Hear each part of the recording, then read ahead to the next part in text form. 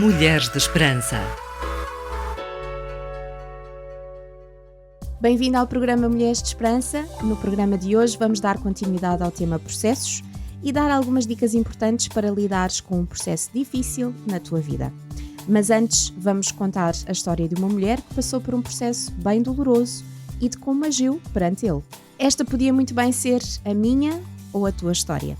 Relembro que este programa foi gravado ao vivo em Santa Maria da Feira e contou com a presença de mais de 200 mulheres fantásticas. Segue-nos no Facebook e Instagram. RTM Mulheres de Esperança. Vamos falar da história de uma mulher que viveu um milagre incrível, mas para que esse milagre fosse uma realidade e na sua vida ela teve que se submeter a um processo. Sunamita é a designação que aparece na Bíblia para esta mulher. Não é o seu nome. É apenas a designação segundo a sua localidade. Esta mulher aparece sem nome próprio. Cada uma de nós podia se identificar facilmente com ela. Olha, vou fazer um pequeno resumo, mas se quiserem ler com atenção, podem encontrar esta história na Bíblia, em 2 de Reis, capítulo 4, do versículo 8 ao 37. Então, resumidamente, esta mulher e o seu marido começaram a receber com alguma regularidade a visita do profeta Eliseu, acompanhado pelo seu criado. A mulher percebeu que este era um homem de Deus, um profeta, e como ia lá muitas vezes, decidiu preparar uma divisória da casa para passar a ser o seu quarto. Certo dia, constrangido com toda a gentileza com que esta mulher o tratava, decidiu retribuir de alguma maneira que a agradasse. Ela recusou, pois já tinha tudo o que necessitava. Mas Eliseu não se conformou. Então o seu criado, atento, reparou que o casal não tinha filhos e o marido já era idoso. Eliseu anunciou então à mulher que dentro de 1 ano iria dar à luz um bebê. Sabem qual foi a reação dela? Esta mulher revelou naquele momento um passado doloroso e de desilusões e desgostos. De tal forma que já não queria sequer colocar a hipótese de sonhar. Quando nos sentimos continuamente esmagadas e atraiçoadas pela vida, a alma fica ressequida. Já não tem mais hipótese de gerar sonhos. A experiência diz-nos que sonhar equivale a frustração e dor, então mais vale ficarmos assim como estamos. Tá bom. Tal como esta mulher, não é? Sim. Muitas vezes nós preferimos dedicar-nos aos outros. Darmos, cuidarmos dos filhos com todo o amor, estarmos sempre lá para os nossos amigos, sermos voluntárias de causas nobres. Temos sempre algo para dar e distribuir, mas somos nós que damos, somos nós que estabelecemos como é que vai ser. Alguém vir e dar ou prometer dar, seja o que for, é difícil de aceitar, porque significa que ficamos novamente vulneráveis, colocarmos parte de nós na mão do outro. E muitas vezes as pessoas ferem-nos. Eu ponho-me a imaginar como é que esta mulher se terá sentido. A sua fala denota medo. Imagina que Deus hoje te dizia: daqui a 1 ano terás nos teus braços o bebê que tanto desejas. Ou daqui a 1 ano o teu filho estará definitivamente curado. Daqui a 1 ano terás a tua casa novamente cheia, com todos unidos e em harmonia. Daqui a 1 ano terás contigo o homem certo que eu escolhi. Uma vez, soa bem, Sim. aquece a alma.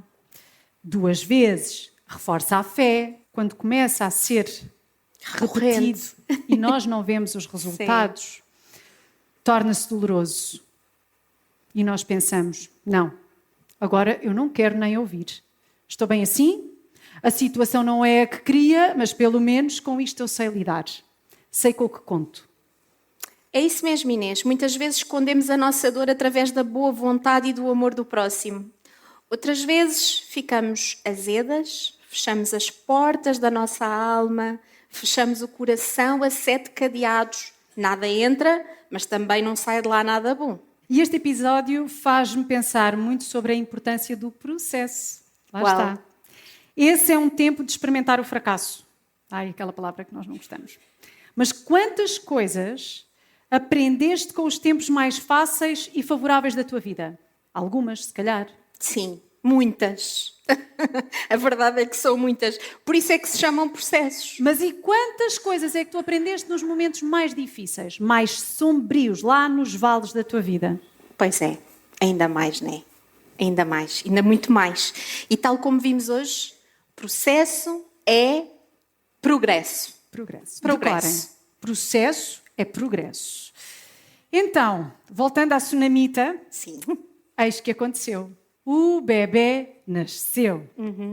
Quando uma promessa vem de Deus, não há mesmo nada que a possa impedir de se concretizar. Verdade.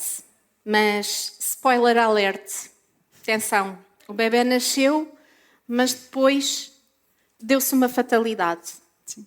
E isto também acontece connosco, não é? A promessa chega, mas logo a seguir parece que estávamos no topo da montanha e de repente caímos lá para baixo para o vale. E esta criança faleceu, teve uma dor de cabeça aguda e faleceu. E imagina só, sinceramente, eu acho que nem consigo ter ideia da dimensão da dor e do desespero que esta mulher terá sentido. O seu sonho finalmente tinha-se concretizado, finalmente descontraiu e começou a viver em paz com a sua alma curada quando acontece uma catástrofe. O seu sonho foi-lhe arrancado das mãos, de repente. Deus deu e Deus levou. Como é que isto pode ser possível? Não é uma crueldade? Gostamos de pensar que tudo está garantido e sob controle, mas afinal nós não controlamos nada. Mas olha, o que mais me fascina nesta história, eu acho que este ponto é bom para as nossas amigas fixarem, atenção, é a reação desta mulher no meio desta tragédia. E lembrou-me muito uma coisa que a Eva partilhou há bocado e eu já partilho convosco. O que é que ela fez? Ela deixou o menino fechado no quarto, que era de Eliseu, o profeta, dá ordens para que ninguém lá vá e põe-se a caminho numa jumenta ao encontro do profeta. Não deu satisfações a ninguém, não fez perguntas a quem não fez perguntas, não perdeu tempo, não foi nada. Ela foi direta a quem podia selecionar. E tal como a Eva disse, ela manteve os olhos fixos em Jesus. Ela sabia que Deus deu através do profeta, então Deus teria que ter uma solução. E o seu porta-voz, naquele tempo, era o profeta. Exatamente. Aí eu acho que já não é uma atitude com a qual muitas de nós nos possamos identificar. Mas vamos lá ser honestas, meninas. Somos sempre assim tão diretas e racionais quando o mundo nos cai em cima? Não mintam. Muito obrigada. Então vamos ver várias maneiras com que nós, mulheres, enfrentamos os processos. Primeira, a negação. Ai, meu Deus, que tragédia. Ai, o que me foi acontecer. Ai, não acredito, não pode ser, não pode ser. Ai, não. Então também pode ser o partir a loiça toda. O quê? Nem pensar numa coisa destas, era só o que me faltava. Mandem já aqui o melhor especialista. Não pode? Não tem vaga? Arranja-se já uma vaga. Eu tenho que ir à televisão denunciar isto ou quê? Vejam lá. Depois temos a outra forma que é o é a vida. Pois, então, é a vida. O que é que se há de fazer? Se calhar foi melhor assim. Ou então ainda temos uma outra, que é, quantos mais melhor. Epá, eu nem sei para que lado é que me hei de voltar. Eu já falei com a minha irmã, ela falou-me de um caso de uma amiga que também passou pelo mesmo. Quer dizer, não foi bem o mesmo, mas foi parecido. Está lá muito parecido. Lá no trabalho também me deram umas dicas muito boas, mas não se ajustam à minha vida. Eu não tenho essas hipóteses. Mas, epá, eu ainda vou falar com o meu chefe, que ele de certeza conhece alguém que já passou por isto. Identificam-se? Olha, eu podia ser todas estas personagens, só dependia da situação. Não é? É isso mesmo. Olha, Inês, mas sabes, todas estas reações têm algo de importante. Mas falham aqui num mesmo aspecto. O teu primeiro recurso deve ser Deus. Ele sabe cada detalhe da tua vida. Ele sabe cada detalhe do teu ser. Os teus planos são de paz e de prosperidade. E o que te aconteceu não foi novidade para Ele. E Deus já sabe qual é o caminho certo que deves seguir para passares por esse processo e tornares-te mais a mulher que Ele designou que fosses. Deus já está no teu amanhã. E eu tenho essa experiência na minha vida pessoal. Os 2 processos que eu partilhei há pouco, no início do programa, como tendo sido os mais desafiantes e difíceis, foram também onde eu constatei essas características de Jesus como o nosso advogado, junto de Deus Pai, em que experimentei a paz e o bálsamo que cura o coração, que só o Espírito Santo nos pode dar. E foi onde eu descobri como é que Deus me vê. Quem sou eu para Ele? E isso não quer dizer que não tenhas tido uma rede de apoio, que não tenhas pedido ajuda em situações mais práticas. Foi importante indignar-te. O salmista também o fez, ok? Então, em determinadas situações, para procurares até a justiça, mas também tiveste de saber aceitar outras. Nada disto é errado. Mas estas atitudes, elas devem estar cobertas pela direção divina. Devemos agir com a certeza de que estamos a ser guiadas pela voz de Deus e assim permanecermos debaixo da sua proteção. Pois é. Agora tenho uma pergunta difícil para ti, Sónia. E como é que sabemos que estamos a ser guiadas por Deus? É que ele já não anda por aí a falar com as pessoas como no tempo do Antigo Testamento, que só usava os profetas. Então nós sabíamos que aquilo vinha de Deus. Como é que é? Pois não, Inês, pois não. Mas agora nós temos a certeza do Espírito Santo que nos acompanha. E mais, nós temos o livro mais lido em todo o mundo. Um livro repleto de ensinamentos poderosos e certeiros. Os seus ensinamentos, eles não falham. E este livro é o nosso favorito, a Bíblia. Pois é. Exatamente. Então vamos lá ver de que maneiras é que nós conseguimos enfrentar os processos em que Deus nos coloca sem ansiedade e sem desesperar. Isso é difícil. Mas é possível. Amém. Bora lá. Ok. Yeah. Isso. Bora. Então são 4 dicas. Tomem nota, se faz favores. Primeira, aceitar. Aceitar um período de mudança na vida implica deixar de dizer mentalmente: não acredito, senhores, isto não me está a acontecer. Aquele desabafo. Ou, mas porquê eu? Isso não é aceitar. Porque estas perguntas denunciam que na nossa sabedoria humana consideramos que o que está a acontecer não devia de se passar Não era connosco. suposto. Sim. Então, aceitar verdadeiramente é reconhecer que mudanças fazem parte da vida e viver cada dia deste processo de mãos abertas.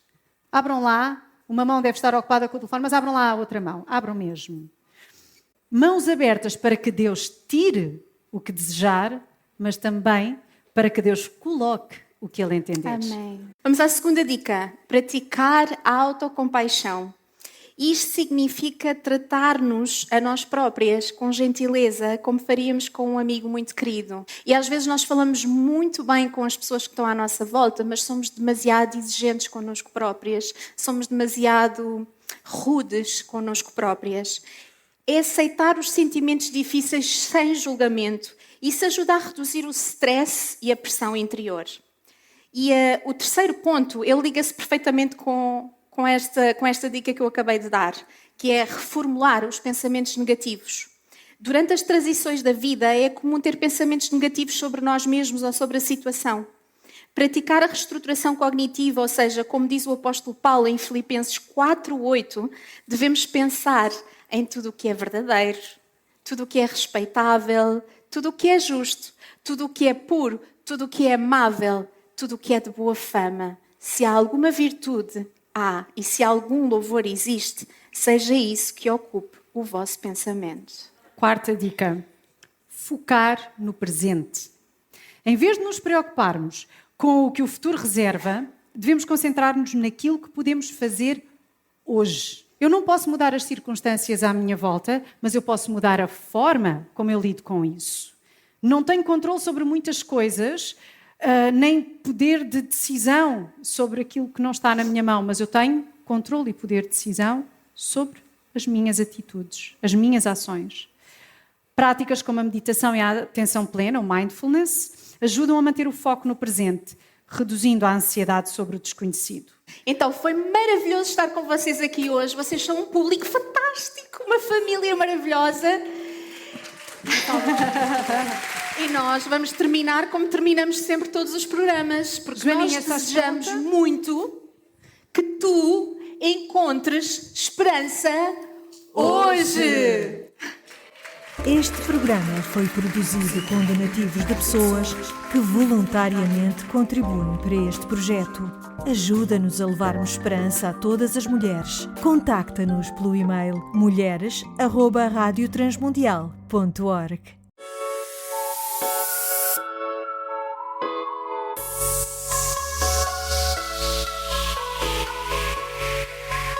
Mulheres de Esperança. Uma produção RTM Portugal.